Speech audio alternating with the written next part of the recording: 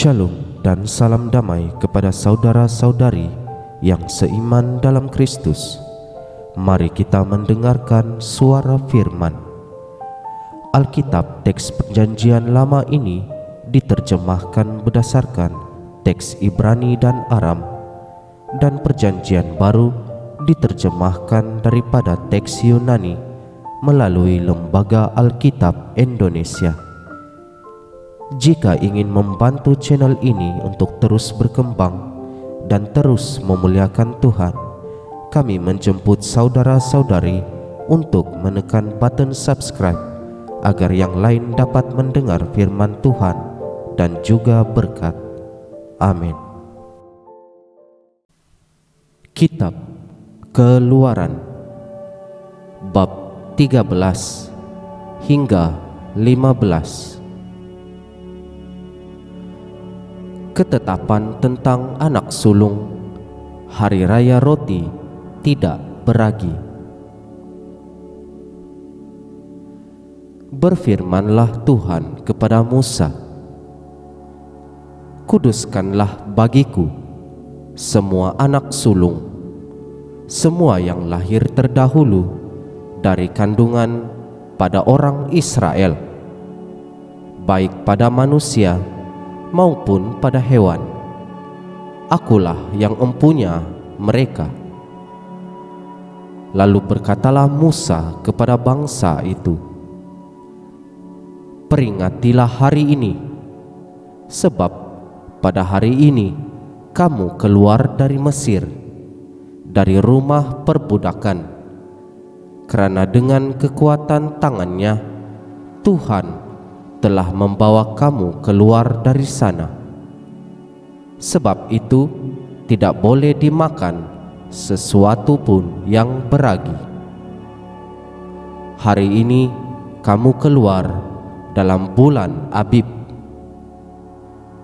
apabila Tuhan telah membawa engkau ke negeri orang Kanaan, orang Het, orang Amori, orang Hewi, dan orang Yebus, negeri yang telah dijanjikannya dengan sumpah kepada nenek moyangmu untuk memberikannya kepadamu, suatu negeri yang berlimpah-limpah susu dan madunya. Maka engkau harus melakukan ibadah ini dalam bulan ini juga. Makanlah roti yang tidak beragi 7 hari lamanya, dan pada hari yang ke-7 akan diadakan hari raya bagi Tuhan. Roti yang tidak beragi haruslah dimakan selama 7 hari itu. Sesuatu pun yang beragi tidak boleh dilihat padamu, bahkan ragi tidak boleh dilihat padamu di seluruh daerahmu. Pada hari itu harus kau beritahukan kepada anakmu laki-laki, ibadah ini adalah kerana mengingat apa yang diperbuat Tuhan kepadaku pada waktu aku keluar dari Mesir. Hal itu bagimu harus menjadi tanda pada tanganmu dan menjadi peringatan di dahimu, supaya hukum Tuhan ada di bibirmu, sebab dengan tangan yang kuat Tuhan telah membawa engkau keluar dari Mesir. Haruslah kau pegang ketetapan ini pada waktunya yang sudah ditentukan dari tahun ke tahun. Apabila engkau telah dibawa Tuhan ke negeri orang Kanaan, seperti yang telah dijanjikannya dengan sumpah kepadamu dan kepada nenek moyangmu, dan negeri itu telah diberikannya kepadamu, maka haruslah kau persembahkan bagi Tuhan segala yang lahir terdahulu dari kandungan. Juga setiap kali ada hewan yang kau punyai beranak pertama kali, anak jantan yang sulung adalah bagi Tuhan. Tetapi setiap anak keledai yang lahir terdahulu kau tebuslah dengan seekor domba. Atau jika engkau tidak menebusnya, engkau harus mematahkan batang lehernya.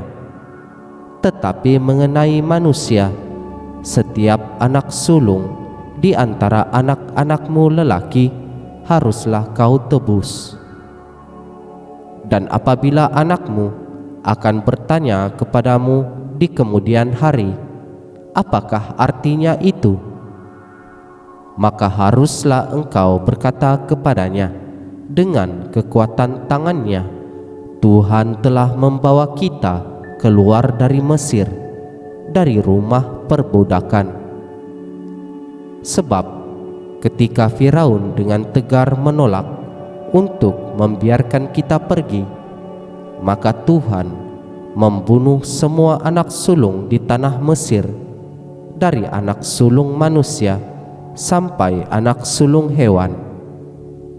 Itulah sebabnya maka aku biasa mempersembahkan kepada Tuhan segala binatang jantan yang lahir terdahulu dari kandungan, sedang semua anak sulung di antara anak-anakku lelaki kutebus. Hal itu harus menjadi tanda pada tanganmu dan menjadi lambang di dahimu, sebab dengan kekuatan tangannya Tuhan membawa kita keluar dari Mesir. Allah menuntun umatnya. Setelah Firaun membiarkan bangsa itu pergi, Allah tidak menuntun mereka melalui jalan ke negeri orang Filistin, walaupun jalan ini yang paling dekat, sebab firman Allah, jangan-jangan bangsa itu menyesal apabila mereka menghadapi peperangan sehingga mereka kembali ke Mesir. Tetapi Allah menuntun bangsa itu berputar melalui jalan di padang gurun menuju ke laut Teberau. Dengan siap sedia berperang berjalanlah orang Israel dari tanah Mesir. Musa membawa tulang-tulang Yusuf, sebab tadinya Yusuf telah menyuruh anak-anak Israel bersumpah dengan sungguh-sungguh, Allah tentu akan mengindahkan kamu, maka kamu harus membawa tulang-tulangku dari sini. Demikianlah mereka berangkat dari Sukot dan berkemah di Etam, di tepi padang gurun. Tuhan berjalan di depan mereka pada siang hari dalam tiang awan untuk menuntun mereka di jalan, dan pada waktu malam dalam tiang api untuk menerangi mereka, sehingga mereka dapat berjalan siang dan malam. Dengan tidak beralih, tiang awan itu tetap ada pada siang hari dan tiang api pada waktu malam di depan bangsa itu. Firaun bertindak untuk penghabisan kali. Berfirmanlah Tuhan kepada Musa, demikian katakanlah kepada orang Israel, supaya mereka balik kembali dan berkemah di depan Pihahirot antara Migdol dan laut, tepat di depan Baal Zephon. Berkemahlah kamu di tepi laut. Maka Firaun akan berkata tentang orang Israel, mereka telah sesat di negeri ini, padang gurun telah mengurung mereka. Aku akan mengeraskan hati Firaun sehingga ia mengejar mereka, dan terhadap Firaun dan seluruh pasukannya aku akan menyatakan kemuliaanku, sehingga orang Mesir mengetahui bahwa akulah Tuhan.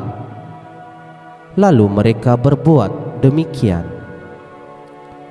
Ketika diberitahukan kepada Raja Mesir bahwa bangsa itu telah lari, maka berubahlah hati Firaun dan pegawai-pegawainya terhadap bangsa itu. Dan berkatalah mereka, "Apakah yang telah kita perbuat ini, bahwa kita membiarkan orang Israel pergi dari perbudakan kita?"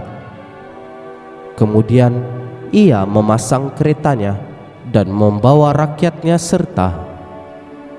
Ia membawa 600 kereta yang terpilih, ya, segala kereta Mesir, masing-masing lengkap dengan perwiranya.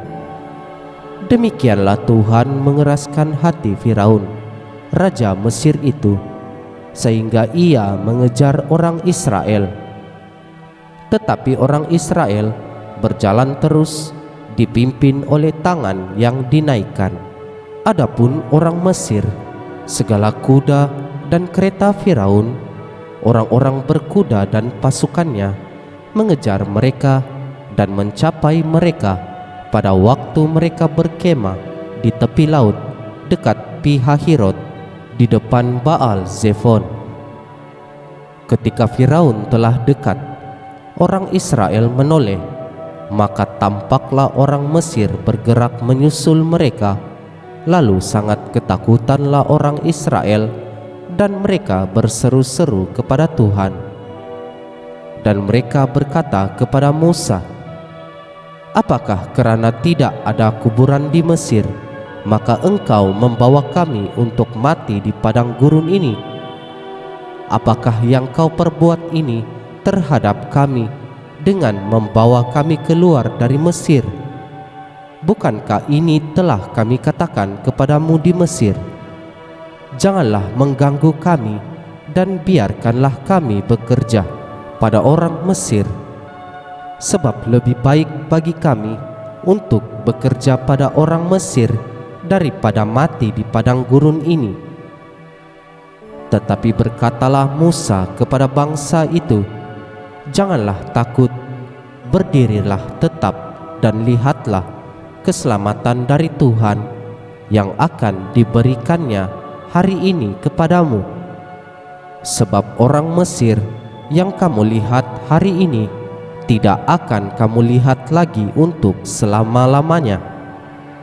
Tuhan akan berperang untuk kamu, dan kamu akan diam saja." Menyeberangi laut Teberau. Berfirmanlah Tuhan kepada Musa, "Mengapakah engkau berseru-seru demikian kepadaku? Katakanlah kepada orang Israel supaya mereka berangkat. Dan engkau angkatlah tongkatmu dan ulurkanlah tanganmu ke atas laut dan belahlah airnya, sehingga orang Israel akan berjalan dari tengah-tengah laut di tempat kering. Tetapi sungguh aku akan mengeraskan hati orang Mesir, sehingga mereka menyusul orang Israel dan terhadap Firaun dan seluruh pasukannya, keretanya dan orangnya yang berkuda. Aku akan menyatakan kemuliaanku. Maka orang Mesir akan mengetahui bahwa akulah Tuhan, apabila aku memperlihatkan kemuliaanku terhadap Firaun, keretanya dan orang-orangnya yang berkuda." Kemudian bergeraklah malaikat Allah yang tadinya berjalan di depan tentara Israel, lalu berjalan di belakang mereka, dan tiang awan itu bergerak dari depan mereka, lalu berdiri di belakang mereka. Demikianlah tiang itu berdiri di antara tentara orang Mesir dan tentara orang Israel, dan oleh kerana awan itu menimbulkan kegelapan, maka malam itu lewat, sehingga yang satu tidak dapat mendekati yang lain semalam-malaman itu. Lalu Musa mengulurkan tangannya ke atas laut, dan semalam-malaman itu Tuhan menguakkan air laut dengan perantaraan angin timur yang keras, membuat laut itu menjadi tanah kering. Maka terbelahlah air itu. Demikianlah orang Israel berjalan dari tengah-tengah laut di tempat kering, sedang di kiri dan di kanan mereka air itu sebagai tembok bagi mereka. Orang Mesir mengejar dan menyusul mereka. Segala kuda Firaun, keretanya, dan orangnya yang berkuda sampai ke tengah-tengah laut. Dan pada waktu jaga pagi, Tuhan yang di dalam tiang api dan awan itu memandang kepada tentera orang Mesir. Lalu dikacaukannya tentera orang Mesir itu. Ia membuat roda keretanya berjalan miring dan maju dengan berat, sehingga orang Mesir berkata, "Marilah kita lari meninggalkan orang Israel, sebab Tuhanlah yang berperang untuk mereka melawan Mesir." Berfirmanlah Tuhan kepada Musa, "Ulurkanlah tanganmu ke atas laut, supaya air berbalik meliputi orang Mesir, meliputi kereta mereka dan orang mereka yang berkuda." Musa mengulurkan tangannya ke atas laut, maka menjelang pagi berbaliklah air laut ke tempatnya, sedang orang Mesir lari menuju air itu. Demikianlah Tuhan mencampakkan orang Mesir ke tengah-tengah laut. Berbaliklah segala air itu, lalu menutupi kereta dan orang berkuda dari seluruh pasukan Firaun yang telah menyusul orang Israel itu ke laut. Seorang pun tidak ada yang tinggal dari mereka. Tetapi orang Israel berjalan di tempat kering dari tengah-tengah laut, sedang di kiri dan di kanan mereka air itu sebagai tembok bagi mereka. Demikianlah pada waktu itu Tuhan menyelamatkan orang Israel dari tangan orang Mesir, dan orang Israel melihat orang Mesir mati terhantar di pantai laut. Ketika dilihat oleh orang Israel betapa besarnya perbuatan yang dilakukan Tuhan terhadap orang Mesir, maka takutlah bangsa itu kepada Tuhan, dan mereka percaya kepada Tuhan dan kepada Musa hamba-Nya itu. Nyanyian Musa dan Israel. Pada waktu itu Musa bersama-sama dengan orang Israel menyanyikan nyanyian ini bagi Tuhan yang berbunyi, "Baiklah aku menyanyikan bagi Tuhan, sebab Ia tinggi luhur. Kuda dan penunggangnya dilemparkannya ke dalam laut. Tuhan itu kekuatanku dan mazmurku. Ia telah menjadi keselamatanku. Ia Allahku, kupuji Dia. Ia Allah Bapa-Ku, kuluhurkan Dia. Tuhan itu pahlawan perang, Tuhan itulah namanya." Kereta Firaun dan pasukannya dibuangnya ke dalam laut. Para perwiranya yang pilihan dibenamkan ke dalam laut teberau. Samudra raya menutupi mereka. Ke air yang dalam mereka tenggelam seperti batu. Tangan kananmu Tuhan mulia kerana kuasa-Mu. Tangan kananmu Tuhan menghancurkan musuh. Dengan keluhuran-Mu yang besar, Engkau meruntuhkan siapa yang bangkit menentang Engkau. Engkau melepaskan api murka-Mu yang memakan mereka sebagai tunggul gandum. Kerana nafas hidung-Mu, segala air naik bertimbun-timbun. Segala aliran berdiri tegak seperti bendungan. Air bah membeku di tengah-tengah laut. Kata musuh, aku akan mengejar, akan mencapai mereka, akan membagi-bagi jarahan.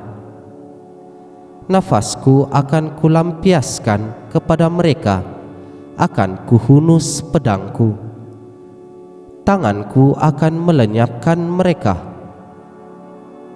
Engkau meniup dengan taufan-Mu, laut pun menutupi mereka. Sebagai timah mereka tenggelam dalam air yang hebat. Siapakah yang seperti Engkau di antara para Allah, ya Tuhan? Siapakah seperti Engkau, mulia kerana kekudusan-Mu, menakutkan kerana perbuatan-Mu yang masyhur? Engkau pembuat keajaiban. Engkau mengulurkan tangan kanan-Mu, bumi pun menelan mereka. Dengan kasih setia-Mu, Engkau menuntun umat yang telah Kau tebus. Dengan kekuatan-Mu, Engkau membimbingnya ke tempat kediaman-Mu yang kudus. Bangsa-bangsa mendengarnya, mereka pun menggigil. Kegentaran menghadapi penduduk tanah Filistin. Pada waktu itu, gemparlah para kepala kaum di Edom. Kedahsyatan menghadapi orang-orang berkuasa di Moab. Semua penduduk tanah Kanaan gemetar. Ngeri dan takut menimpa mereka. Kerana kebesaran tangan-Mu, mereka kaku seperti batu. Sampai umat-Mu menyeberang, ya Tuhan, sampai umat yang Kau peroleh menyeberang. Engkau membawa mereka dan Kau cengkokkan mereka di atas gunung milik-Mu sendiri, di tempat yang telah Kau buat kediaman-Mu, ya Tuhan, di tempat kudus yang didirikan tangan-Mu, ya Tuhan. Tuhan memerintah kekal selama-lamanya. Ketika kuda Firaun dengan keretanya dan orangnya yang berkuda telah masuk ke laut, maka Tuhan membuat air laut berbalik meliputi mereka. Tetapi orang Israel berjalan di tempat kering di tengah-tengah laut. Lalu Miriam, nabiah itu, saudara perempuan Harun, mengambil rebana di tangannya, dan tampillah semua perempuan mengikutinya, memukul rebana serta menari-nari. Dan menyanyilah Miriam memimpin mereka. Menyanyilah bagi Tuhan, sebab Ia tinggi luhur. Kuda dan penunggangnya dilemparkannya ke dalam laut. Di Marah dan di Elim, Musa menyuruh orang Israel berangkat dari laut Teberau. Lalu mereka pergi ke padang gurun Syur 3 hari lamanya. Mereka berjalan di padang gurun itu dengan tidak mendapat air. Sampailah mereka ke Marah, tetapi mereka tidak dapat meminum air yang di Marah itu kerana pahit rasanya. Itulah sebabnya dinamai orang tempat itu Marah. Lalu bersungut-sungutlah bangsa itu kepada Musa. Kata mereka, apakah yang akan kami minum? Musa berseru-seru kepada Tuhan, dan Tuhan menunjukkan kepadanya sepotong kayu. Musa melemparkan kayu itu ke dalam air, lalu air itu menjadi manis. Di sanalah diberikan Tuhan ketetapan-ketetapan dan peraturan-peraturan kepada mereka, dan di sanalah Tuhan mencoba mereka. Firman-Nya, jika kamu sungguh-sungguh mendengarkan suara Tuhan Allahmu dan melakukan apa yang benar di matanya dan memasang telingamu kepada perintah-perintahnya dan tetap mengikuti segala ketetapannya, maka Aku tidak akan menimpakan kepadamu penyakit manapun yang telah kutimpakan kepada orang Mesir, sebab Aku, Tuhanlah yang menyembuhkan engkau. Sesudah itu, sampailah mereka di Ilim. Di sana ada 12 mata air dan 70 pohon korma. Lalu berkemalah mereka di sana di tepi air itu. Demikianlah sabda Tuhan.